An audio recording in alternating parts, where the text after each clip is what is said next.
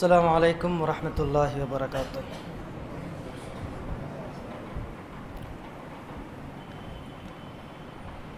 الحمد للہ رب العالمین والصلاة والسلام علی سید المرسلین وعلی آلہ واصحابہ اجمعین والعاقبۃ للمتقین، اما بعد۔ معزز حاضرین و سامعین،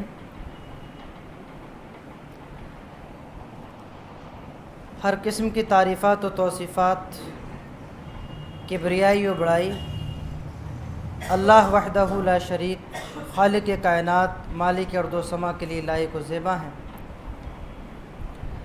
بے شمار درود و سلام کا نزول ہو رحمت للعالمین جناب محمد الرسول اللہ صلی اللہ علیہ وسلم۔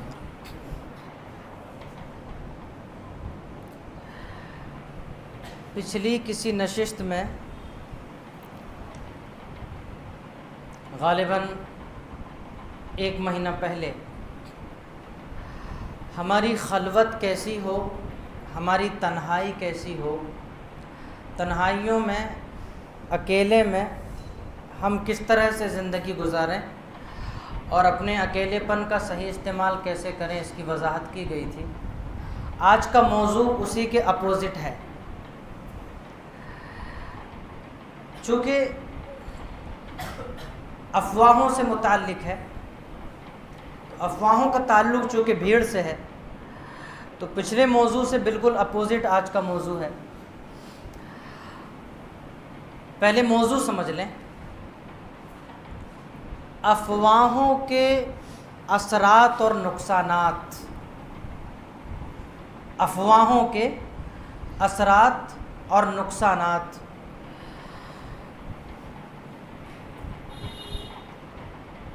قرآن مجید میں رب ذوالجلال نے افواہوں کے متعلق صحیح، ٹھوس اور مضبوط موقف کیا ہونا چاہیے، کئی جگہ پر اس کی وضاحت کی ہے۔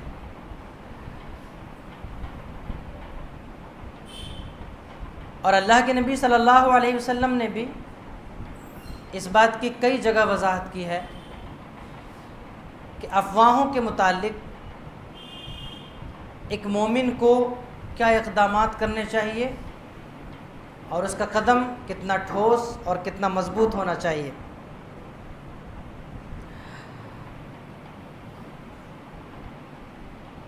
اسلامی شریعت نے جھوٹی خبروں، غلط باتوں، گمراہ کن نظریات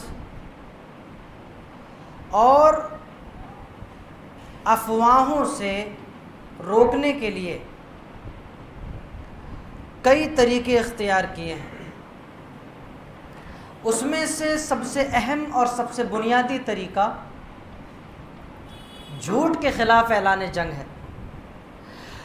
چونکہ افواہ کی بنیاد ہی جھوٹ ہے، افواہ کی بنیاد ہی جھوٹ ہے، تو ہم اس موضوع کی وضاحت کے لیے جھوٹ کو بھی کچھ چھوتے چھوتے گزریں گے، اس کو ٹچ کرتے ہوئے گزریں گے کہ کیسے افواہوں کی بنیاد جھوٹ ہے۔ تو جتنے طریقے ہیں افواہوں کو پھیلانے کے، ان کے خلاف شدید قدم اٹھایا، خصوصاً جھوٹ کے خلاف اعلان جنگ کیا ہے، کیونکہ افواہوں کی بنیاد جھوٹ ہے۔ شریعت مطہرہ نے ہمیں اور آپ کو ایسے ہی بے لگام نہیں چھوڑ دیا ہے کہ ہم جس کی چاہیں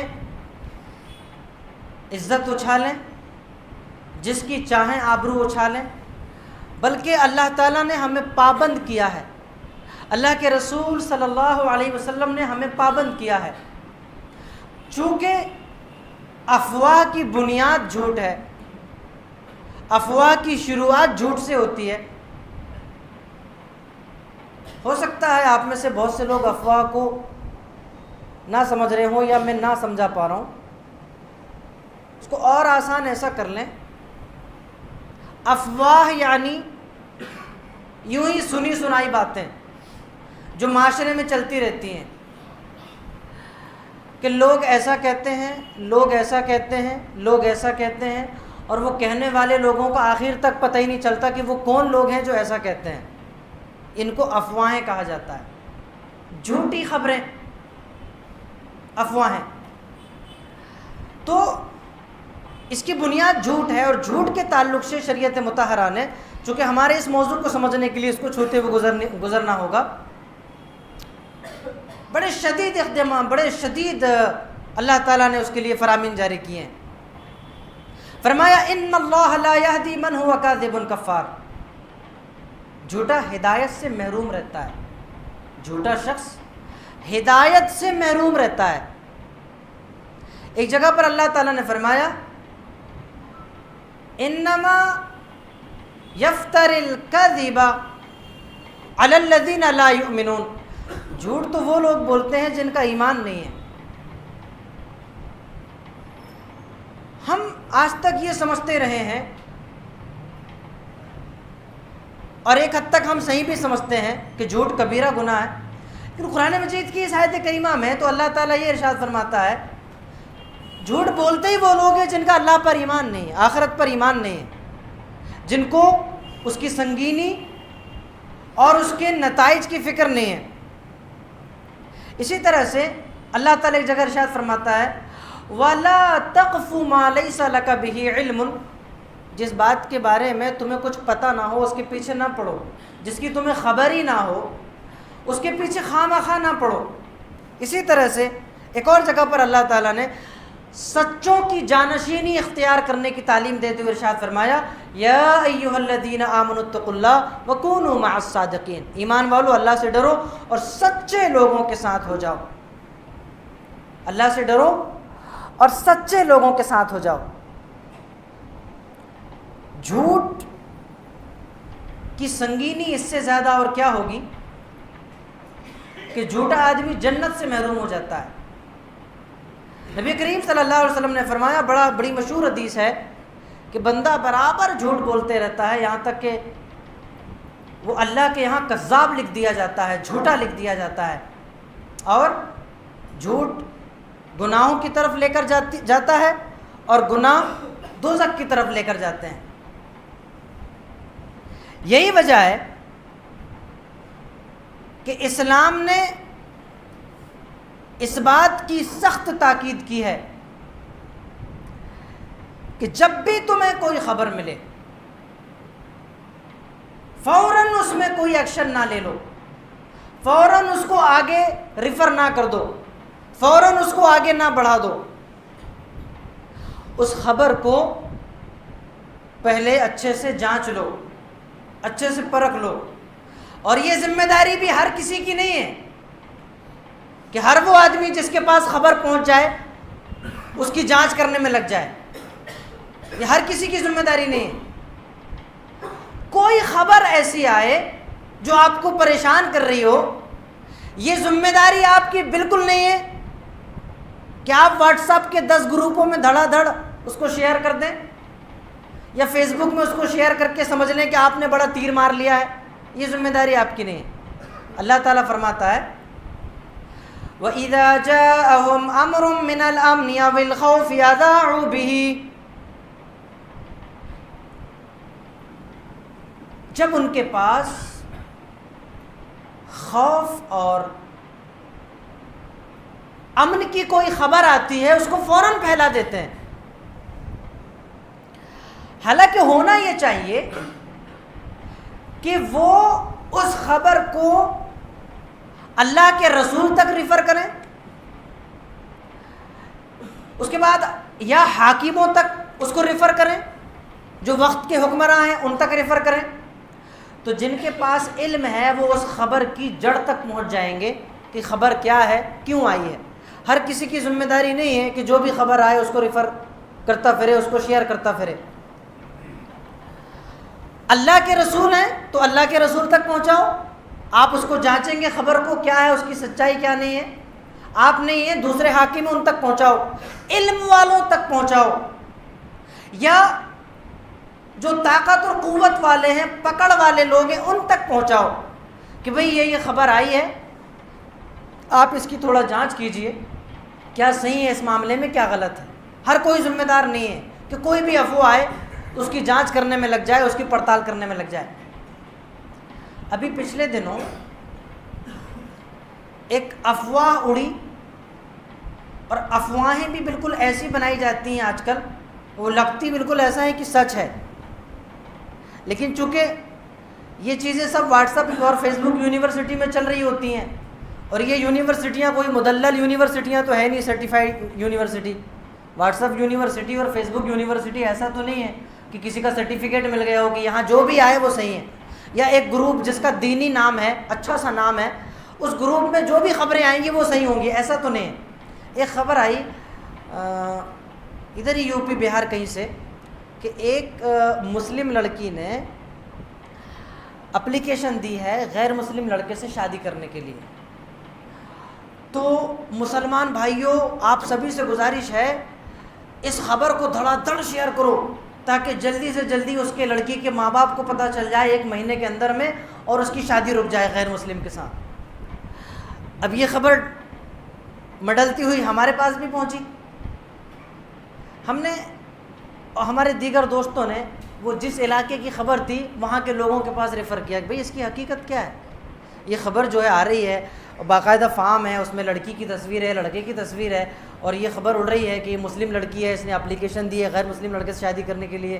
دل جلتا ہے نا بھائی، اس کی حقیقت کیا ہے؟ تو ان لوگوں نے پتہ کر کے بتایا کہ بھئی بات ایسی ہے کہ جس طرح سے آپ تک بات پہنچی ہے وہ حقیقت نہیں۔ حقیقت یہ ہے کہ اس لڑکے نے اسلام قبول کر لیا ہے کئی مہینے پہلے، یہ شادی ہو رہی ہے وہ صحیح ہے، لیکن وہ لڑکا اسلام قبول کر چکا ہے کئی مہینے پہلے، اور یہ جو نکاح ہو رہا ہے یہ لڑکی کے گھر والوں کی رضامندی سے ہو رہا ہے۔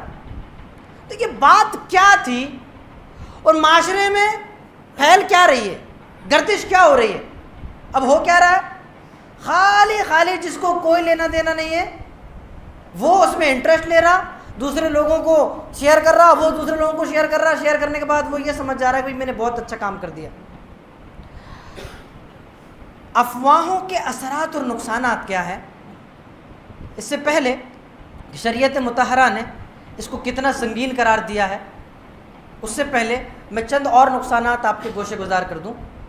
آپ سب سے پہلے نبی کریم جناب محمد رسول اللہ صلی اللہ علیہ وسلم کی حیات طیبہ میں جائیے، آپ کی مبارک زندگی میں واقعہ افک آپ کو یاد ہوگا۔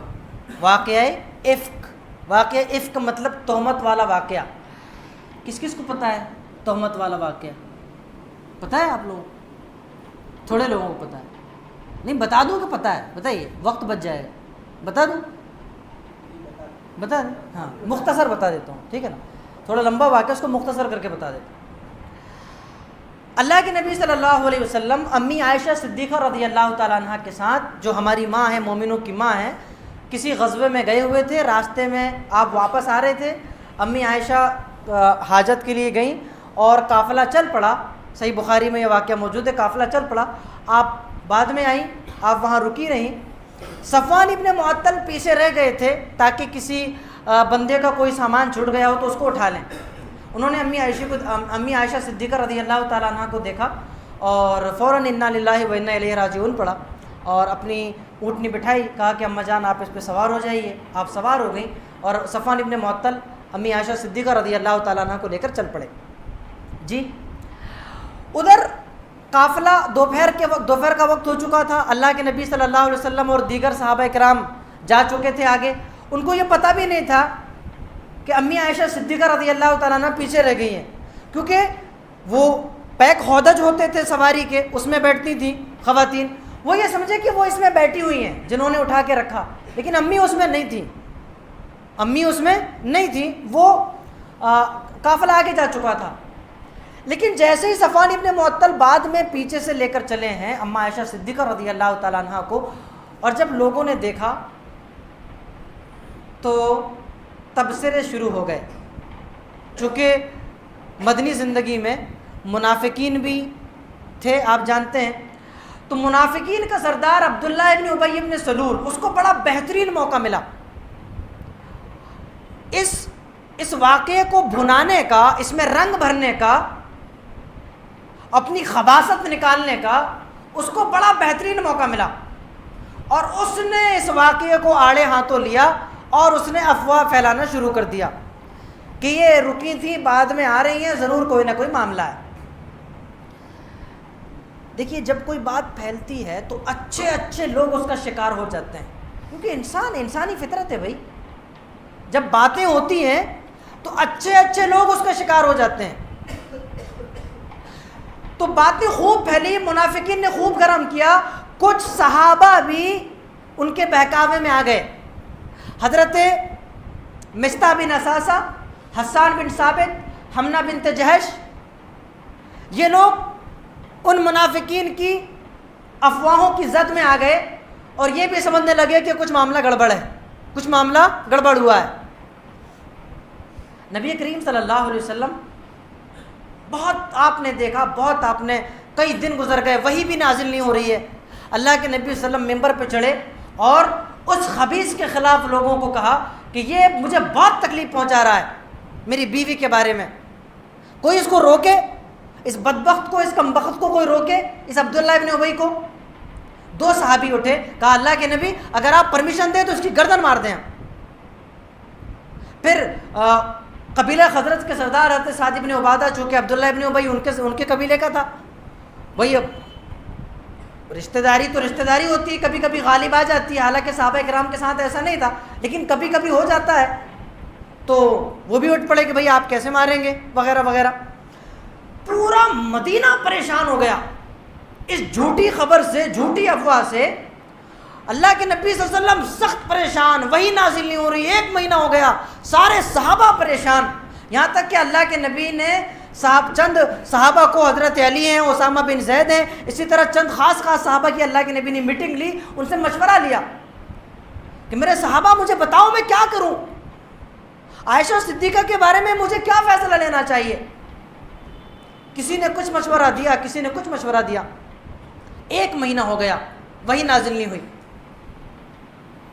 اندازہ لگائیے ہماری بیوی پر اگر الزام لگ جائے، افواہ اڑ جائے اس طرح سے ہماری بیٹی پر، تو عالم کیا ہوگا۔ وہ تو مومنوں کی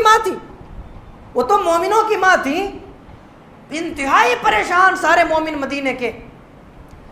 بالآخر 1 مہینہ گزر جاتا ہے، اور آپ کو ایک عجیب بات بتاؤں کہ 1 مہینے تک حضرت عائشہ کو کچھ پتہ ہی نہیں ہے کہ ان کے تعلق سے معاشرے میں یہ باتیں چل رہی ہیں، مطلب جس کے بارے میں اڑایا جا رہا ہے اس کو پتہ ہی نہیں ہے، لوگ آپس میں ہی ایڈجسٹ کر لے رہے، لوگ آپس میں ہی باتیں کر لے رہے۔ یہاں بھی ایسے ہی ہوتا ہے دنیا میں، جس کے بارے میں باتیں ہو رہی ہیں اس کو پتہ ہی نہیں ہوتا، لوگ آپس میں ہی ایڈجسٹ کرتے رہتے ہیں۔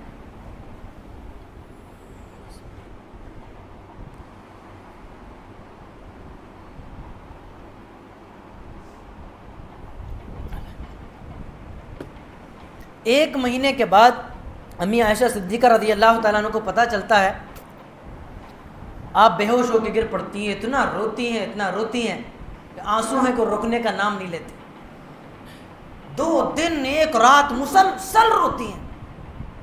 بدکاری کا الزام لگنا کوئی آسان بات نہیں ہوتا ہے، کوئی جنرل بات نہیں ہوتی ہے، بے انتہا روتی ہیں۔ اللہ کے نبی صلی اللہ علیہ وسلم آتے ہیں اور آپ کہتے ہیں دیکھو عائشہ، اگر تم بری ہو تو اللہ تعالیٰ تمہاری برات عنقریب نازل کر دے گا، اور اگر تم سے گناہ ہو گیا ہے تو تم اللہ تعالیٰ سے توبہ کرو، اللہ تعالیٰ معاف کر دے گا۔ بہرکیف اس کے کچھ دنوں کے بعد حضرت عائشہ صدیقہ رضی اللہ تعالیٰ عنہ کی برات نازل ہوتی ہے، آسمان سے 10 آیتیں سورہ نور کی نازل ہوتی ہیں۔ ان آیتوں میں کیا کہا گیا اس کی وضاحت انشاءاللہ آئندہ ہوگی۔ تو دیکھیے اس افواہ کا کتنا خطرناک نقصان ہوا، اس افواہ کا کتنا خطرناک اثر ہوا کہ 1-1.5 مہینے تک اللہ کے نبی پریشان رہے، صحابہ کرام پریشان رہے، اور منافقین خوش ہوتے رہے۔ پہلا نقصان اللہ کے نبی صلی اللہ علیہ وسلم کی زندگی میں۔ دوسرا نقصان تاریخ کی روشنی میں ہم دیکھتے ہیں، جب اللہ کے نبی صلی اللہ علیہ وسلم کا انتقال ہو گیا، حضرت عثمان غنی کی شہادت، آپ جانتے ہیں حضرت عثمان غنی کی شہادت کیوں ہوئی تھی؟ اس کے پیچھے یہی افواہوں کے اثرات تھے۔ حضرت عثمان غنی رضی اللہ تعالیٰ عنہ کی، چونکہ آپ بڑے نرم دل تھے، بڑے نرم مزاج تھے،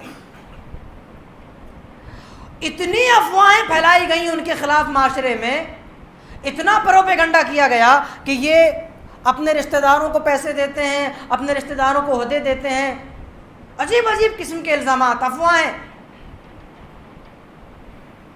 چونکہ جہاں سے حضرت عمر فاروق رضی اللہ تعالیٰ عنہ کو شہید کیا گیا ہے، اور اس کے بعد تقریباً 6 سال تک حضرت عثمان غنی کے دور میں حالات بالکل بہترین چلے ہیں. اس کے 6 سال کے بعد پھر جو بگڑنا شروع ہوئے ہیں، منافقین تو اللہ کے نبی کے دور میں بھی تھے جو افواہیں پھیلاتے تھے، اور پھر جب انہوں نے باقاعدہ بگاڑنے کے سسٹم کو اپنے ہاتھ میں باقاعدہ طور پہ لے لیا ہے کہ اب اسلام کی دھجیاں ہی اڑانی ہیں، تو جب سسٹم بگڑنا شروع ہوا ہے اور انہوں نے اسلام کو استعمال کیا اپنے ذاتی مفاد کے لیے، اتنا اڑائی گئی افواہ حضرت عثمان کے خلاف، اتنی اڑائی گئی. حضرت عثمان غنی نے صفائی بھی دیا، اپنے خلاف جو افواہیں اڑائی گئیں اس کی صفائی بھی دیا. کہا لوگوں ان پانی پینا بند کر دیا گیا. اور آپ کو ایک عجیب و غریب بات بتاؤں، اسلامی تاریخ کا انتہائی دردناک واقعہ جس پر بے انتہا آنسو بہائے گئے اور آج بھی بہائے جا رہے ہیں، وہ کربلا کا واقعہ ہے. وہ کربلا کا واقعہ، بے انتہا آنسو بہائے گئے اور آج بھی رونے والے رو رہے ہیں، پیٹنے والے پیٹ رہے ہیں. یقیناً بے انتہا دردناک واقعہ ہے کربلا کا واقعہ، اگر وہ صحیح ہو. لیکن اس سے زیادہ دردناک واقعہ، اس سے زیادہ المناک واقعہ حضرت عثمان کی شہادت کا واقعہ ہے. کربلا 2 گھنٹے کا واقعہ ہے، 1-2 گھنٹے میں کربلا کا پورا معاملہ ختم ہو گیا. لیکن چونکہ شیعوں نے یہ حرکت کیا تھا، حضرت حسین کو انہوں نے بلایا، اور بلانے کے بعد یزید کی مار کے ڈر سے کہ اگر بھانڈا پھوٹ گیا تو اپن قتل کر دیے جائیں گے، اپنے خطوط جلائے، اپنے لیٹر جلائے اور حملہ کر دیا. انہوں نے بلایا، انہوں نے مارا، انہوں نے بلایا، انہوں نے مارا، اور پھر انہوں نے جھوٹی کہانیاں گڑھی، دوسروں کو پھنسایا اپنے آپ کو بچانے کے لیے، دوسروں کو پھنسایا، اور آج تک رو رہے پیٹ رہے، یا حسین ہم نہ تھے، یا تم اس تھے. تم کتنا ہی بولو کہ تم نہ تھے، لیکن ہم سب جانتے ہیں کہ تم اس تھے، ہے نا. تو چونکہ انہوں نے اپنے آپ کو ان کو سیو کرنا تھا، بچانا تھا، تو بے انتہا اچھالا کربلا کے واقعے کو. بدقسمتی سے سنی بھی شیعوں کے پروپیگنڈے میں آ گئے، اور وہ بھی وہی کچھ کرنے لگے جو شیعہ کرتے ہیں. تو میں یہ کہہ رہا ہوں کہ اس سے زیادہ دردناک واقعہ حضرت عثمان کی شہادت کا واقعہ ہے، کیونکہ حضرت حسین خلیفہ نہیں تھے. حضرت حسین خلیفہ نہیں تھے، حضرت عثمان خلیفہ تھے، وقت کے خلیفہ. کسی ملک کے پرائم منسٹر کا مرنا بڑی بات ہوتی ہے، تو کسی اسلامی سلطنت کے پوری اسلامی دنیا کا خلیفہ، اس خلیفہ کو گھیر کر اس کے گھر میں 40 دن تک پانی بند کر کے، مسجد میں انٹری بند کر کے، گھر میں گھیر کر قرآن پڑھتے ہوئے اس خلیفہ کو مار دیا جائے، شہید کر دیا جائے، وہ بڑا واقعہ ہے یا یہ بڑا واقعہ ہے؟ لیکن چونکہ شیعوں نے پروپیگنڈا کیا، سنی بہکاوے میں آ گئے، ان کو دوسری شہادت نے پتہ ہی نہیں. تو حضرت عثمان غنی کا شہادت کا واقعہ بڑا دردناک ہے. ہم اس کو اگر وضاحت کریں تو بات دوسری طرف چل پڑے گی. آپ جانتے ہیں یہ سب افواہوں کی وجہ سے ہوا، جو پروپیگنڈے کیے گئے حضرت عثمان کے خلاف. حالانکہ آپ نے صفائی دیا، اتنی افواہیں پھیلائی گئیں، اتنی افواہیں پھیلائی گئیں کہ کچھ سیدھے سادے مسلمان بھی منافقین کے پھیلائے ہوئے پروپیگنڈے میں شامل ہو گئے، اور بالآخر حضرت عثمان کو گھیر کر انہی کے گھر میں شہید کر دیا گیا. حضرت علی رضی اللہ تعالیٰ عنہ کو شہید کیا، اور اسی دن جس دن حضرت علی شہید ہوئے، 3 لوگوں کی باری تھی شہید ہونے کی، حضرت عمرو بن عاص کی اور حضرت امیر معاویہ کی. لیکن حضرت وہ 2 حضرات کسی طرح سے بچ گئے. یہ کس نے شہید کیا؟ یہ وہی خارجیوں نے، وہی پروپیگنڈا کرنے والوں نے جنہوں نے جنگ صفین میں یہ افواہ اڑائی تھی، اور ایک ٹولہ الگ ہو گیا تھا کہ علی اور معاویہ نعوذ باللہ دونوں کافر ہیں، یہ لوگ اللہ کے فیصلے کو ماننے کو تیار نہیں ہیں، دونوں کافر ہیں. وہاں سے ایک ٹیم الگ ہوئی، انہوں نے یہ پروپیگنڈا اڑایا کہ ہم چونکہ سچے ہیں ہمارے ساتھ آؤ، تو ایک ٹیم ان کے ساتھ ہو گئی، 10-20 ہزار لوگ ان کے ساتھ ہو گئے، حضرت علی نے ان کو قتل کیا جنگ نہروان میں، اس میں سے کچھ لوگ بچ گئے، انہوں نے یہ سوچا کہ انہوں نے آپس میں یہ طے کیا کہ یہ حضرت علی اور حضرت معاویہ، عمرو بن عاص، یہ تینوں کو نپٹا دیا جائے، انہوں نے فساد مچا کے رکھا ہے، یہ تینوں کو قتل کر دیا جائے۔ جو خود فسادی ہیں وہ دوسروں کو فسادی کہہ رہے ہیں، اور بالآخر یہ معاملہ طے ہوا، اور حضرت علی رضی اللہ تعالیٰ عنہ کی شہادت بھی اسی پروپیگنڈے کے تحت ہوئی۔ اب حضرت عثمان غنی کی زندگی کا اور ایک واقعہ لیجیے، صلح حدیبیہ کا واقعہ ہے۔ حضرت عثمان غنی کو بھیجا گیا، آپ لوگ پڑھتے ہوں گے سیرت، ماشاءاللہ سے بڑی پیاری کتاب ہے سیرت کی، مولانا صفی الرحمن مبارک پوری کی الرحیق المختوم، پڑھا کیجئے گا۔ سیرت کے بارے میں ہر کسی کو پتہ ہونا چاہیے، ہم مسلمانوں کو ہمارے نبی کی سیرت پتہ ہونا چاہیے۔ تو صلح حدیبیہ کا واقعہ، حضرت عثمان کے بارے میں یہ افواہ پھیلا دی گئی کہ حضرت عثمان ادھر گئے تھے معاملہ طے کرنے کے لیے اور وہ شہید کر دیے گئے، جبکہ یہ صحیح بات نہیں تھی، لیکن یہ خبر پھیلا دی گئی۔ اللہ کے نبی صلی اللہ علیہ وسلم کو سخت غصہ آیا کہ میرا بھیجا ہوا عثمان جس کو میں نے بھیجا، ان کی اتنی ہمت ہوئی کہ میرے بھیجے ہوئے آدمی کو شہید کریں گے۔ سارے صحابہ سے جتنے گئے ہوئے تھے عمرے کے لیے، سارے صحابہ سے اللہ کے نبی نے بیعت لیا کہ یہاں سے نہیں لوٹیں گے جب تک کہ حضرت عثمان کے قاتلوں کو ایک ایک کر کے قتل نہ کر دیں، ایک ایک کر کے ٹکڑے ٹکڑے نہ کر دیں، یہاں سے نہیں لوٹیں گے۔ سارے صحابہ نے اللہ کے نبی صلی اللہ علیہ وسلم سے بیعت لیا، یہاں تک کہ یہ بات تو پھیلی گئی تھی، حضرت عثمان شہید کر دیے گئے، اللہ کے نبی نے اپنا ایک ہاتھ رکھا اور کہا یہ میرے عثمان کا ہاتھ ہے، اب یہاں سے لوٹیں گے نہیں جب تک کہ عثمان کو شہید کرنے والوں سے بدلہ لے لیں۔ لیکن تھوڑی دیر کے بعد پتہ یہ چلا کہ یہ افواہ تھی، یہ جھوٹی بات تھی، حضرت عثمان شہید نہیں کیے گئے، بلکہ ان کو ان لوگوں نے روک لیا تھا جواب دینے کے لیے کہ ہم تھوڑا سوچ سمجھ کے آرام سے جواب دیں گے۔ حضرت عائشہ صدیقہ رضی اللہ تعالیٰ عنہ پر جب افواہ اڑائی گئی تو کیا نقصان ہوا وہ آپ نے دیکھ لیا۔ حضرت عثمان غنی کے 2 واقعات آپ نے دیکھ لیا کس طرح سے افواہوں کا نقصان ہوا۔ اب آئیے جنگ احد میں، ایک باریک نقطہ میں جنگ احد کے تعلق سے آپ کو بتانا چاہتا ہوں، جو سیرت پڑھتے ہیں وہ جانتے ہوں گے۔ جنگ احد میں مسلمانوں کو شکست ہوئی تھی، جنگ احد میں مسلمانوں کو شکست ہوئی تھی، فتح نہیں ہوئی تھی، وہ جنگ جیت نہیں پائے تھے۔ بہت کم ایسی جنگیں رہی ہیں جس میں مسلمانوں کو شکست ہوئی ہے۔ اللہ کے نبی کے دور کی اگر میں بات کروں تو صرف ایک ہی جنگ ہے، وہ جنگ احد، اور بعد میں حضرت عمر فاروق، حضرت ابوبکر صدیق کے دور میں ایک جنگ ہوئی، جنگ یمامہ، جو مسلمہ کذاب تھا جس نے نبوت کا دعویٰ کیا تھا، اس پر اٹیک کیا تھا حضرت اکرمہ بن ابی جہل اور شرحبیل بن حسنہ نے، تو وہاں شکست ہوئی تھی پہلے مرتبہ اٹیک میں۔ پھر بعد میں خالد ابن ولید آئے اور اس کو بھی فتح کر لیا گیا۔ مطلب بہت کم ایسا ہوا ہے کہ مسلمانوں کو شکست ہوئی ہے اس زمانے میں۔ تو جنگ احد میں شکست ہوئی، فتح اپنوں کو نہیں ملی، یہ کلیئر بات ہے، سیدھی بات۔ اکثر و بیشتر اس شکست کی وجہ یہ بتائی جاتی ہے، اور وہ صحیح بھی ہے، کہ اللہ کے نبی نے کچھ سواروں کو جبل رمات میں کھڑا کیا تھا کہ یہاں رہنا، پیچھے طرف ایک پہاڑ تھا، یہاں رہنا، یہاں سے ہلنا نہیں، یہاں سے ہلنا نہیں، چاہے ہم ہاریں ہم جیتے کچھ بھی ہو، تم یہ جگہ نہیں چھوڑنا۔ لیکن ان لوگوں نے جب دیکھا جنگ کا پانسا پورا مسلمانوں کے ہاتھ میں آ گیا، جب ان لوگوں نے دیکھا کہ مسلمان مال غنیمت لوٹ رہے ہیں، انہوں نے اس جگہ کو چھوڑ دیا۔ خالد ابن ولید نے اس وقت اسلام قبول نہیں کیا تھا، وہ چھپے ہوئے تھے، اور انہوں نے جیسے دیکھا کہ یہاں سے مورچہ مسلمانوں نے خالی کر دیا ہے، پیچھے سے انہوں نے حلہ بول دیا اور تابڑ توڑ حملے شروع کر دیا۔ اب مسلمانوں کی آقا باقی نہیں رہی۔ یہ تو ہو گئی ایک وجہ جنگ احد میں شکست کھانے کی۔ دوسری ایک اس سے بھی زیادہ بڑی وجہ میں آپ کو بتا رہا ہوں، یا اسی کے مقابلے کی وجہ، جنگ احد میں اتفاق سے یہ افواہ پھیل گئی کہ اللہ کے نبی شہید کر دیے گئے۔ جنگ احد میں یہ افواہ پھیل گئی کہ اللہ کے نبی شہید کر دیے گئے، تو جو صحابہ انتہائی جوش و خروش سے لڑ رہے تھے، انتہائی ولولہ انگیز طریقے سے لڑ رہے تھے، جب جیسے ہی ان کو یہ پتا چلا کہ اللہ کے نبی شہید کر دیے گئے، ان کے حوصلے ٹوٹ گئے، ان کی ہمت جواب دے گئی۔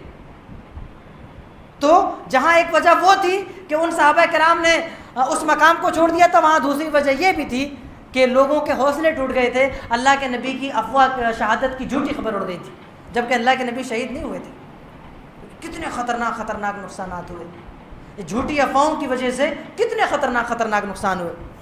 یہی وجہ ہے کہ اسلام نے اس بات کی سخت تاکید کی ہے، یا ایھا الذین آمنوا، کیا ہے مولانا صاحب، ان جاءکم فاسق بنبأ فتبینوا ان تصیبوا قوما بجہالۃ فتصبحوا علی ما فعلتم نادمین۔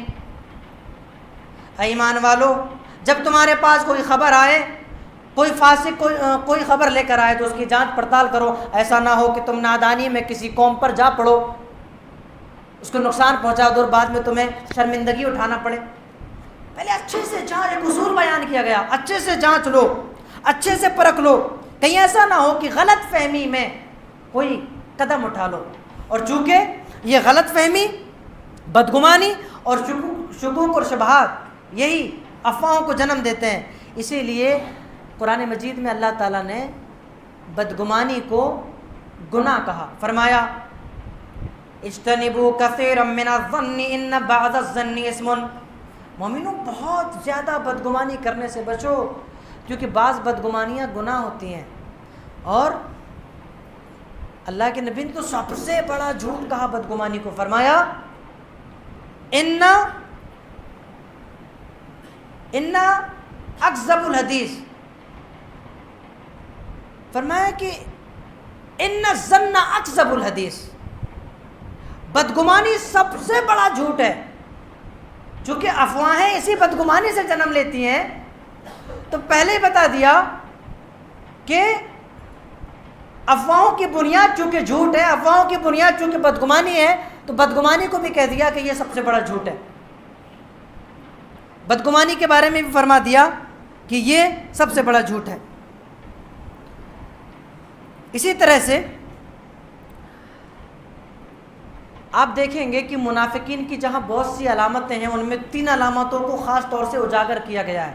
آپ کے ذہن میں وہ علامتیں آ گئی ہوں گی، میں واضح کرنا نہیں چاہتا۔ 3 علامتوں کو خاص طور سے اجاگر کیا گیا ہے منافقین کی علامتوں میں سے۔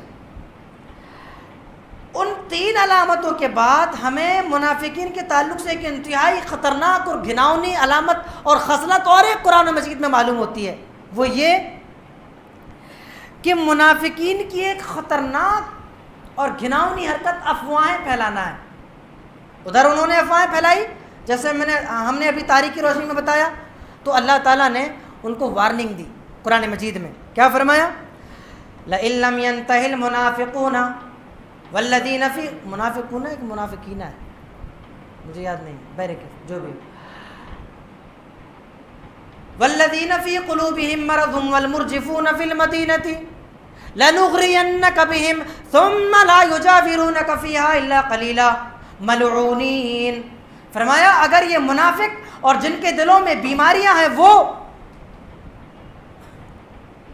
اور مدینے میں غلط افواہیں پھیلانے والے اگر یہ باز نہ آئے تو اے نبی ہم ان پر آپ کو مسلط کر دیں گے، پھر یہ آپ کے پاس نہیں رہ سکیں گے، یہ ملعون ہے، جہاں بھی ملے ان کو پکڑو اور پکڑ کے ان کے ٹکڑے ٹکڑے کر دو۔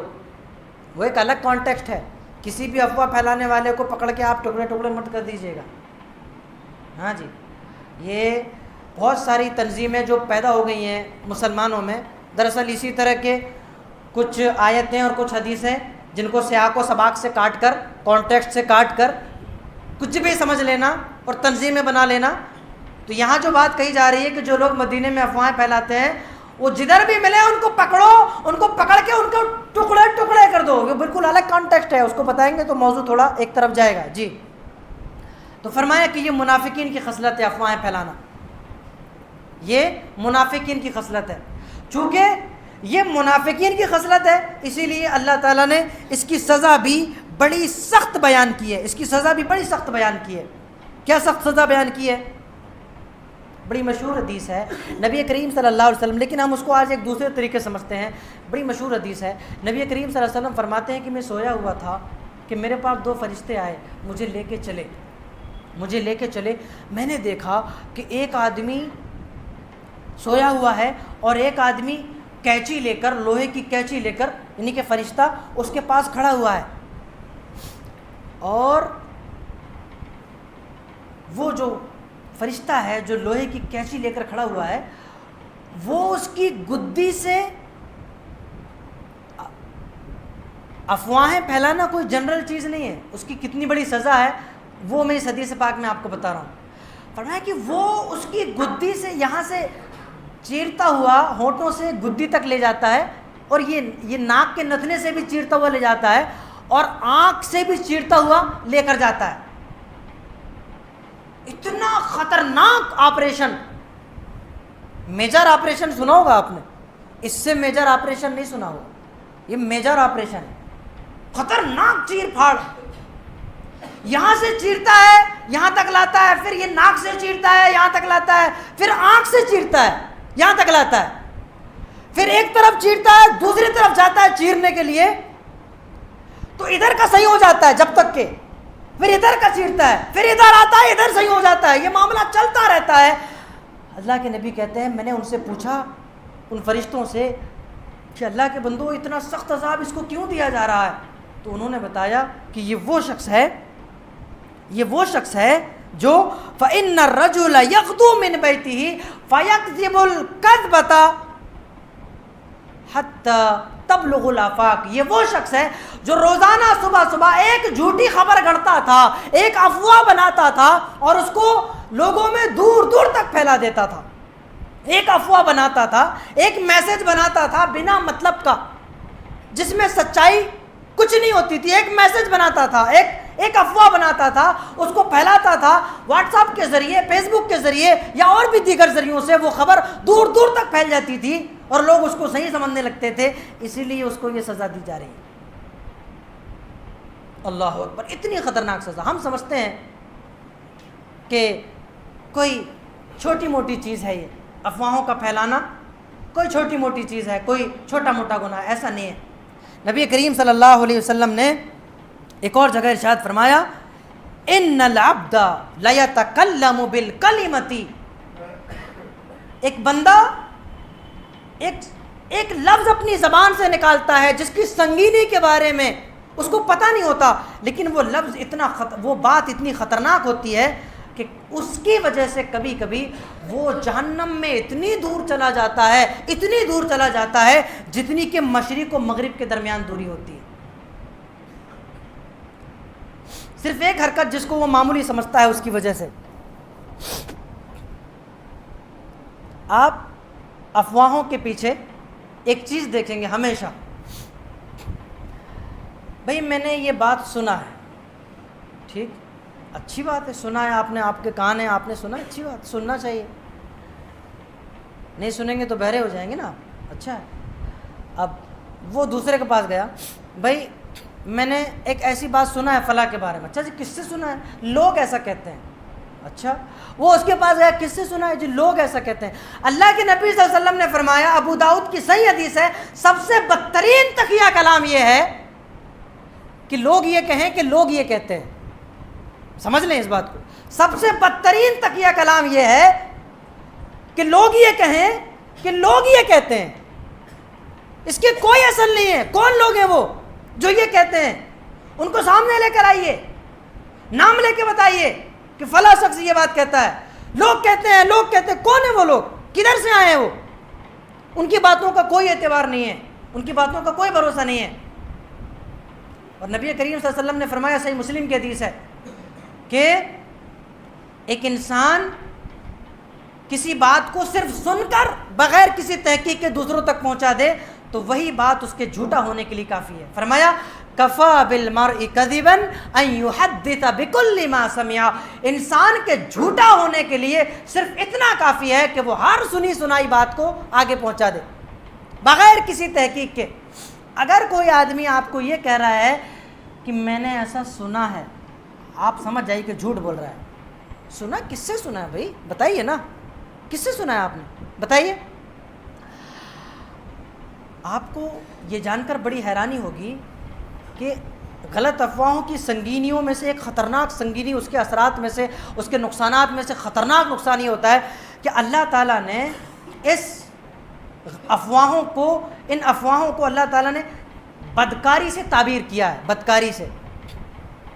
فرمایا ان الذين يحبون ان تشيع الفاحشة في الذين آمنوا لهم عذاب علیم فی الدنیا والآخرہ واللہ یعلم وانتم لا تعلمون. بے شک وہ لوگ جو اس بات کو پسند کرتے ہیں کہ اہل ایمان میں فحش باتیں پھیلیں، بری باتیں پھیلیں، ان کے لیے دردناک عذاب ہے، ان کے لیے پینفل عذاب ہے، دردناک عذاب ہے. حافظ ابن کثیر اس آیت کریمہ کی تفسیر کرتے ہوئے کہتے ہیں دراصل یہ معاملہ پیچھے سے چل رہا ہے. تھوڑا سا ہم سورہ نور کی آیت نمبر 12 میں جاتے ہیں تب یہ اس آیت کا ہمیں بیک گراؤنڈ سمجھ میں آئے گا. حضرت عائشہ صدیقہ رضی اللہ تعالیٰ عنہ پر الزام لگا، یہ آیتیں نازل ہوئیں، آیتیں یہاں سے شروع ہوتی ہیں، اور پھر یہیں پر اب ہم کیا کریں. آخری میں جب ہم نے یہ جان لیا کہ افواہوں کے اتنے خطرناک نقصان ہوتے ہیں، ایک انسان کی عزت داؤ پہ لگی ہوتی ہے، ایک انسان کا کیریکٹر داؤ پہ لگا ہوا ہوتا ہے. اللہ کے بندوں، کسی کی عزتیں اتنی سستی نہیں ہیں، کسی کے بیٹے کی، کسی کی بیٹیوں کی عزتیں اتنی ہلکی نہیں ہیں کہ ہم واٹس ایپ اور فیس بک میں ایک ہلکی سی انگلی دبائیں اور جب چاہیں جب اس کی عزت کو تار تار کر دیں. ہمارے واٹس ایپ اور فیس بک کی طرح سستی نہیں ہیں لوگوں کی عزتیں، برسوں لگتے ہیں عزت بنانے میں، برسوں. یا ہماری بے لگام زبان سے نکلی ہوئی ہلکٹ بات کی طرح عزتوں کا معاملہ نہیں ہوتا ہے. صدیاں، برسوں، 50 سال لگ جاتے ہیں عزت بنانے میں، اور ایک جھوٹا آدمی ایک جھوٹی خبر اڑا دیتا ہے اور برسوں کی بنی بنائی عزت برباد تباہ ہو جاتی ہے. لوگ بھی بغیر سوچے سمجھے یقین کر لیتے ہیں، بنا سوچے سمجھے. وہی اللہ تعالیٰ نے تنبیہ کی کہ کیسے بچیں گے آپ کیسے بچیں گے ان افواہوں سے. اب آخری میں اس کو سمجھ لیں کہ آپ افواہوں سے کیسے بچیں گے. اللہ تعالیٰ فرماتا ہے لولا اذ سمعتموہ، سورہ نور پڑھ رہا ہوں آیت نمبر 12 سے، آپ اس کو کھول کر دیکھ لیجئے گا اور اچھے طریقے سے واضح ہو جائے گی بات. لولا اذ سمعتموہ ظن المؤمنون والمؤمنات بانفسہم خیرا وقالوا ھذا افک مبین. پہلی قرآنی ہدایت افواہوں سے بچنے کے لیے. جب بھی کوئی خبر آئے تو کسی کے تعلق سے، خاص طور سے کوئی اہل صلاح، اہل تقوی، اہل خیر جس کا ظاہر آپ کو اچھا لگتا ہے، ظاہر میں جو آدمی آپ کی نظروں میں جس کی اچھی امیج ہے، آپ جس کو اچھا سمجھتے ہیں، وہ کلم کلا شراب نہیں پیتا، علانیہ نماز نہیں چھوڑتا، روزے کے دنوں میں کھاتا پیتا نہیں پھرتا، ایسے علانیہ کوئی بڑے گناہ نہیں کرتا، اس کے بارے میں اگر کوئی غلط نیوز آپ تک پہنچے تو یہ نصیحت کی جا رہی ہے. اب جو لوگ چور ہیں، شرابی ہیں، ان کی تو بات ہی نہیں ہے. معاشرے کو ان کے فتنوں سے، شر سے خبردار کرنے کے لیے لوگوں کو بتانا پڑے گا بھائی یہ شرابی ہے، یہ چور ہے، وہ الگ بات ہے.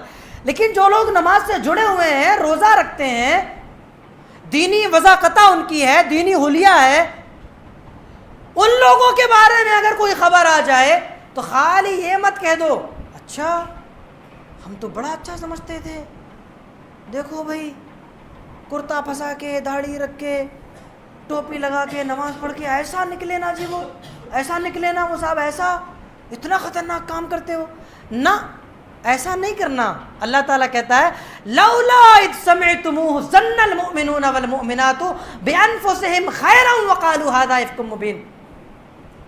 جب تم نے سنا تو مومن مردوں اور مومن عورتوں نے اپنے آپ میں اچھا گمان کیوں نہیں کیا اور یہ کیوں نہیں کہا کہ یہ کھلا ہوا بہتان ہے. جب ایسے لوگوں کے بارے میں کوئی خبر آئے تو تمہیں یہ کہنا چاہیے بھائی تم بہتان لگا رہے ہو، تم الزام لگا رہے ہو، جھوٹ بول رہے ہو، وہ آدمی ایسا نہیں ہے، میں جانتا ہوں اس آدمی کو، وہ آدمی ایسا نہیں ہے. امی عائشہ صدیقہ کے تعلق سے کہا گیا کہ لوگوں جب تم نے سنا تو یہ کیوں نہ کہہ دیا کہ یہ جھوٹ ہے. اور صحابہ کرام چونکہ قرآن مجید کی پریکٹس کرتے تھے، جو قرآن مجید میں تو اس کی پریکٹس کرتے تھے، انہی دنوں کی بات ہے جب حضرت عائشہ صدیقہ رضی اللہ تعالیٰ عنہ پر الزام چل رہا تھا. بڑے مشہور صحابی ہیں حضرت ابو ایوب انصاری، آپ نے بارہا ان کا نام سنا ہوگا. یہ وہی انصاری ہیں جن کے گھر میں کیا جن کے گھر میں کون؟ ہاں جی، مہمان نوازی جنہوں نے کیا تھا اللہ کے نبی، یاد ہے آپ کو ماشاءاللہ. یہ وہی ابو ایوب انصاری. مہمان نوازی کرنا جو ہے بڑا نیک کام ہے. آپ سبھی لوگ کرتے ہیں، خصوصاً خیال رکھنا چاہیے اس کا، ہے نا. بہرکیف یہ وہی ابو ایوب انصاری ہیں جو اللہ کے نبی کے میزبان تھے اور اللہ کے نبی ان کے مہمان تھے.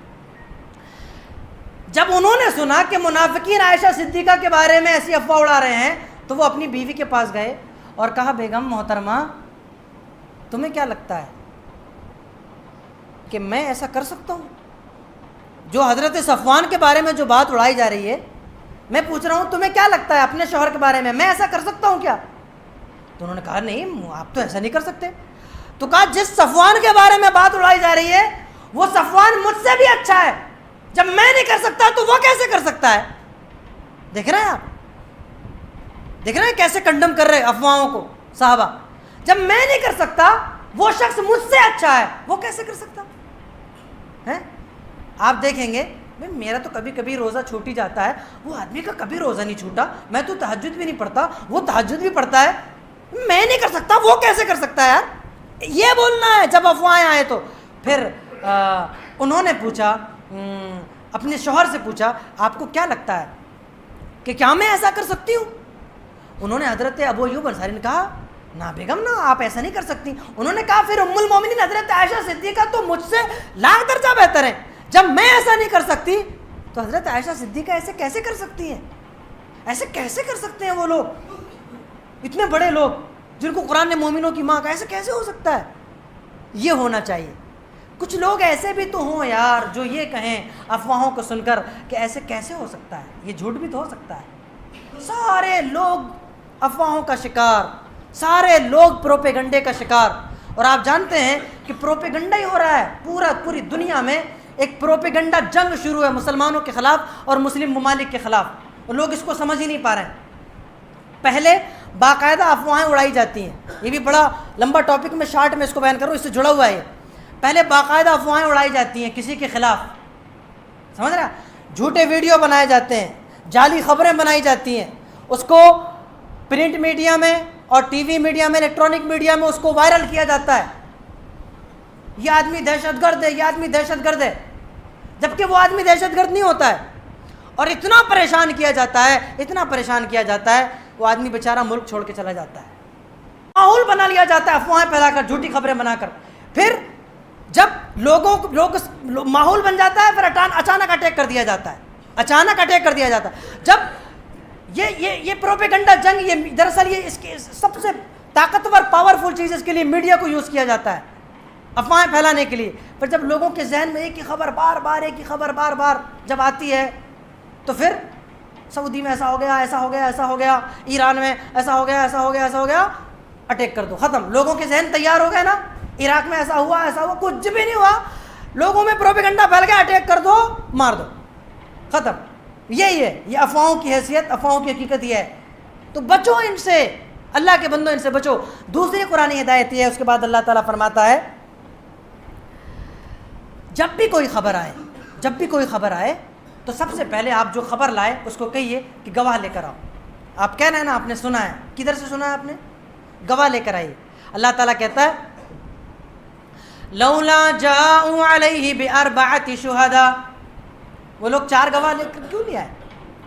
وہ جنہوں نے امی عائشہ صدیقہ پر الزام لگایا وہ 4 گواہ لے کر کیوں نہیں آئے؟ کسی کے کریکٹر پر حملہ کرنا کوئی حلوہ ہے جیسے ہر کوئی کھا لے گا، کھچڑا ہے جیسے ہر کوئی کھا لے گا؟ آسان بات ہے؟ آسان بات نہیں ہے. عزت پہ حملہ کرنا آسان بات نہیں ہے. افواہوں کے نقصانات دیگر جو ہوتے ہیں وہ تو ہوتے ہی ہوتے ہیں، عزت سے جو معاملہ جڑا ہوتا ہے وہ بڑا سنگین ہوتا ہے. جنگیں جو ہوتی ہیں، لوگوں کو جو دربدر کیا جاتا ہے وہ تو الگ ہے. تم نے الزام لگا دیا 4 گواہ کیوں نہیں لائے تم نے؟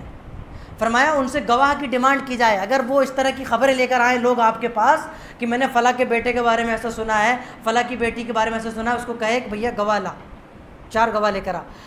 فَإِذْ لَمْ يَأْتُوا بِالشُّهَدَاءِ فَأُولَٰئِكَ عِندَ اللَّهِ هُمُ الْكَاذِبُونَ. اگر وہ گواہ نہ لا سکے تو سمجھ جاؤ کہ وہ جھوٹے ہیں وہ. اگر وہ گواہ نہ لا سکے تو کھل کر کہیے کہ آپ جھوٹے ہیں. اس کے بعد اللہ تعالیٰ نے فرمایا وَلَوْلَا فَضْلُ اللَّهِ عَلَيْكُمْ وَرَحْمَتُهُ فِي الدُّنْيَا وَالْآخِرَةِ لَمَسَّكُمْ فِي مَا أَفَضْتُمْ فِيهِ عَذَابٌ عَظِيمٌ. جو چرچے تم کر رہے تھے نا، جو افواہیں تم پھیلا رہے تھے، وہ تو اللہ نے تمہیں بچا لیا. ورنہ اس کے بدلے میں تمہیں دردناک عذاب پہنچتا۔ اس کے بعد ایک اور ہدایت قرآن مجید میں اللہ تعالیٰ نے دیا، استلقونہ بألسنتکم وتقولون بافواہکم ما لیس لکم بہ علم وتحسبونہ ہینا وہو عند اللہ عظیم۔ جب تم اپنی زبانوں سے نقل در نقل کر رہے تھے، اپنی زبانوں سے نقل در نقل کر رہے تھے افواہوں کو، بغیر سوچے سمجھے، کچھ سوچنا نہیں، کچھ سمجھنا نہیں، صرف نقل کیے جا رہے تھے، نقل کیے جا رہے تھے اور ایسی باتیں کہہ رہے تھے، وَتَقُولُونَ بِأَفْوَاهِكُمْ مَا لَيْسَ لَكُمْ بِهِ عِلْمٌ، اپنے منہ سے ایسی باتیں کہہ رہے تھے جن کے بارے میں تمہیں علم ہی نہیں تھا، وَتَحْسَبُونَهُ هَيِّنًا وَهُوَ عِندَ اللَّهِ عَظِيمٌ، اور تم اس کو آسان سمجھ رہے تھے، تم اس کو آسان سمجھ رہے تھے، حالانکہ یہ وہ بہت بڑی بات تھی، بہت بری بات تھی۔ اس کے بعد فرمایا، ایک اور ہدایت اللہ تعالیٰ نے دیا، وَلَوْلَا إِذْ سَمِعْتُمُوهُ قُلْتُمْ مَا يَكُونُ لَنَا أَن نَّتَكَلَّمَ بِهَذَا سُبْحَانَكَ هَذَا بُهْتَانٌ عَظِيمٌ۔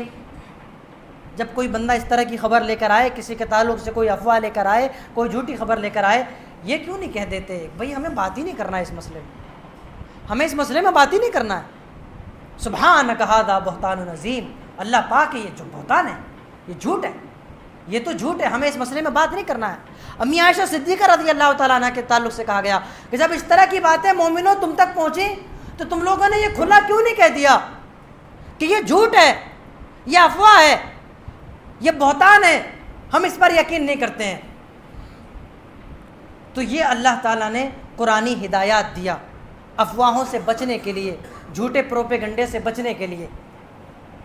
جب بھی کوئی خبر آپ کے پاس پہنچے، آخری بات یہ ہے، یاد رکھ لیجئے، وہ ہر کسی کی ذمہ داری نہیں ہے کہ اس کو دوسروں کو، خاص طور سے ایسی خبر جو مسلمانوں کے لیے باعث رنج و غم بن سکتی ہو، مسلمانوں کے لیے تکلیف کی وجہ بن سکتی ہو۔ ایک بڑی اچھی چیز مجھے یاد آ گئی ہے، افواہوں کے پھیلانے میں غیر مسلموں سے زیادہ ہم لوگ حصے دار بن رہے ہیں، غیر مسلموں سے زیادہ ہم لوگ حصہ بن رہے ہیں۔ ایک دوسرے طریقے سے بات کو سمجھاتا ہوں، آج ہمارے ملک میں موب لنچنگ ہوتی ہے، بھیڑ کے ذریعے تشدد ہوتا ہے، لوگ ایک آدمی کو مار مار کے ختم کر دیتے ہیں۔ میں کیا سمجھانا چاہتا ہوں غور کیجئے گا، اس کا ویڈیو بناتے ہیں اور اس کو وائرل کرتے ہیں، حالانکہ وہ چیز دکھانے والی تھی کہ جو آپ کسی کو ماریں گے تو چھپائیں گے کہ دکھائیں گے؟ بھائی چھپائیں گے نا، کوئی کسی کو مارتا ہے تو چھپاتا ہے نا کہ بھائی کسی کو پتہ نہ چل جائے، میرے اوپر کیس بن جائے گا۔ لیکن دیکھنا کتنا اپوزٹ ہوا، چھپانے کے بجائے وہ لوگ دکھا رہے، وائرل کر رہے۔ اس کو سمجھیے آپ، اس کے پیچھے کیا پروپیگنڈا ہے۔ جس چیز کو انسان چھپاتا ہے کہ میں پھنس نہ جاؤں، اس کو وائرل کر رہے، کیوں؟ اور سپورٹ ہم کر رہے، اس کو وائرل کرنے میں سپورٹ ہم کر رہے، ان سے زیادہ ہم لوگ وائرل کر رہے آپس میں۔ ہو کیا رہا؟ تکلیف ہو رہی، راتوں میں نیندیں نہیں آ رہی۔ آتی ہے جب کسی جگہ سے خبر آتی ہے کسی مومن کے، کسی مسلمان کے اس طرح سے مرنے کی، تو آپ کو اس رات نیند آتی نہیں آتی ہو؟ مجھے تو نہیں آتی، اور اگر آپ کو آتی ہے تو آپ بے حس ہو چکے ہیں۔ اگر آپ کو تڑپ نہیں ہوتی ہے، آپ کو تکلیف نہیں ہوتی ہے، تو آپ بے حس ہو چکے ہیں۔ آپ کو تکلیف ہوتی ہوگی، مجھے ایسا لگتا ہے کہ آپ کو تکلیف ہوتی ہوگی، سب کو ہوتی ہے، جو مومن ہے، جس کے دل میں ایمان، اس کو تکلیف ہوتی ہے۔ اس طرح کی خبریں آتی ہیں تو آدمی بے چین ہو جاتا ہے، تو ان کو پھیلانے میں ہم خود مدد کر رہے ہیں۔ تو ایسا کرو، ہر کسی ایرے غیرے تک اس کو مت پہنچاؤ، جو خاص لوگ ہیں ان تک کے پہنچاؤ کہ بھائی یہ خبر آئی، پھر دیکھو اس کا نقصان کیا ہوا۔ بہت ساری خبریں ایسی بھی آئیں کہ مسلمانوں نے یہ پروپیگنڈا کیا، خبریں وائرل ہوئیں کہ نعرہ لگوایا گیا، جبکہ جب جانچ ہوئی تو جانچ میں یہ آیا کہ نعرے لگوائے تو گئے، لیکن بہت سے معاملے جھوٹے بھی ہیں، فرضی بھی ہیں۔ پھر ہم جھوٹے قرار پائے کہ یہ لوگ جھوٹ بھی بولتے ہیں۔ آپ نے سنا ہوگا نا، بہت سے جب جانچ پڑتال ہوئی تو بہت سے معاملے جھوٹے بھی قرار پائے۔ تو یہ سب ہوا، خبر جو بھی خبر آئی واٹس ایپ میں، فیس بک میں، ہم نے کوئی جانچ نہیں کی، فوراً اس کو باہر پھیلایا، فوراً اس کو باہر پھینکا۔ ایسا نہ کرو۔ شہر کے طاقتور لوگ، پکڑ والے لوگ، کسی بھی شہر کے، کسی بھی علاقے کے، جن کی پہنچ ہے اوپر تک، ان تک پہنچاؤ کہ اللہ کے بندے، شریعت نے تم پر یہ ذمہ داری ڈالی ہے کہ تم اس خبر کی جانچ پڑتال کرواؤ کہ یہ خبر کہاں تک سچ ہے اور اس کا کیا کرنا چاہیے۔ ہر کسی کی ذمہ داری نہیں ہے، یا ہر کسی کو مفتی بننے کا نہیں ہے۔ تو ایسا کرو، یہ شریعت کی تعلیم ہے، آپ ایسا کرو. تو اس طرح سے اس کو وائرل کیا جا رہا ہے. وائرل کرنے میں ہم جو ہے سپورٹ کر رہے ہیں ان کا، اور نقصان اس کا ہمیں کو اٹھانا پڑ رہا ہے، اس کا نقصان ہمیں کو اٹھانا پڑ رہا ہے. تو یہ تھے افواہوں کے اثرات. آپ نے دیکھ لیا کیا اثرات مرتب ہوتے ہیں انسانی زندگی پر. اس کے نقصانات اللہ کے نبی کے زمانے میں کس طرح سے ہوئے، صحابہ کرام کے دور میں کس طرح سے نقصانات ہوئے، واقعات کی روشنی میں آپ نے دیکھا. اور پھر افواہوں سے بچنے کی تدبیریں آپ نے دیکھا. ایک آخری تدبیر مجھے یاد آ گئی چلتے چلتے. اللہ تعالیٰ نے جو افواہوں کا جو حصہ مومن کی عزت سے متعلق ہے، مومن کی آبرو سے متعلق ہے، اس کی طرف اللہ کے نبی نے اشارہ کر، اس کی طرف اللہ کے نبی صلی اللہ علیہ وسلم نے ہماری توجہ مبذول کرائی. فرمایا، میں نے ابھی واضح کیا کہ افواہوں کی وجہ سے ایک انسان کی برسوں کی بنائی ہوئی عزت تباہ و برباد ہو جاتی ہے. تو اللہ کے نبی صلی اللہ علیہ وسلم نے مومن کو کتنا عزت والا قرار دیا ہے. دیکھیے آپ، فرمایا من رد عن عرض اخیہ رد اللہ عن وجہہ النار یوم القیامہ. جو کسی مسلمان کی طرف سے اس کے تقدس اور اس کی حرمت اگر کہیں پامال ہو رہی ہے تو اس کی عزت کی حفاظت کرتا ہے، رد کرتا ہے. کہیں معاملہ چل رہا ہے، 4 لوگ بیٹھ کر کسی کے خلاف بات کر رہے ہیں، یہ گیا اور یہ بھی وہاں شامل نہیں ہوتا، بلکہ یہ کہتا ہے کہ نہیں بھائی آپ غلط بول رہے ہیں. وہ آدمی ایسا نہیں ہے، نہ ایسا نہیں ہے. وہ آدمی، جو آدمی اپنے مسلمان بھائی کی عزت کی حفاظت کرتا ہے، اس کے تقدس کی حفاظت کرتا ہے، اللہ کے نبی نے فرمایا اللہ تعالیٰ اس کو جہنم سے آزاد کر دے گا. اللہ تعالیٰ اس کو جہنم سے آزاد کر دے گا. یہی وجہ ہے کہ حضرت عبداللہ ابن عمر نے ایک مرتبہ خانہ کعبہ کی طرف دیکھا تھا اور فرمایا تھا ما اعظمک وما اعظم حرمتک. اے خانہ کعبہ، تو بڑا مقدس ہے، تیری حرمت بڑی عظیم ہے، تو بڑا مقدس ہے، بڑا پاک ہے، لیکن اللہ کی قسم ایک مومن کی عزت، ایک مومن کا تقدس تجھ سے زیادہ عظیم ہے، تجھ سے زیادہ بڑا ہے. پھر کیا وجہ ہے کہ کعبے کے لیے تو ہم اور آپ لڑنے اور مرنے کو تیار ہوتے ہیں، ہمارے دل کعبے کی طرف اٹکے رہتے ہیں، ہم مرے جاتے ہیں کعبہ جانے کے لیے، لیکن ایک مومن کی عزت اور اس کے تقدس کو جب پامال کیا جاتا ہے اس کے لیے ہم کیوں کھڑے نہیں ہوتے ہیں؟ ہمارا دل ایک مومن سے محبت کرنے کے لیے مائدہ اور آمادہ کیوں نہیں ہوتا ہے، مائل کیوں نہیں ہوتا ہے؟ تو یہ فرمایا مومن کی عزت یہ ہے، مومن کا تقدس یہ ہے. اللہ تعالیٰ سے دعا کرتا ہوں کہ عرش عظیم کے مالک افواہوں کے جو نقصانات، اس کے اثرات قرآن و سنت کی روشنی میں اور تاریخ کی روشنی میں بتائے گئے، اللہ تعالیٰ ہم تمام مومنوں کو ان تمام اثرات سے اور ان تمام نقصانات سے کما حقہ بچنے کی توفیق عطا فرما. اور اللہ تعالیٰ افواہیں پھیلانے سے اور ان میں شامل ہونے سے عرش عظیم کے مالک ہمیں محفوظ رکھ. آمین. وآخر دعوانا ان الحمد للہ رب العالمین. السلام علیکم ورحمۃ اللہ.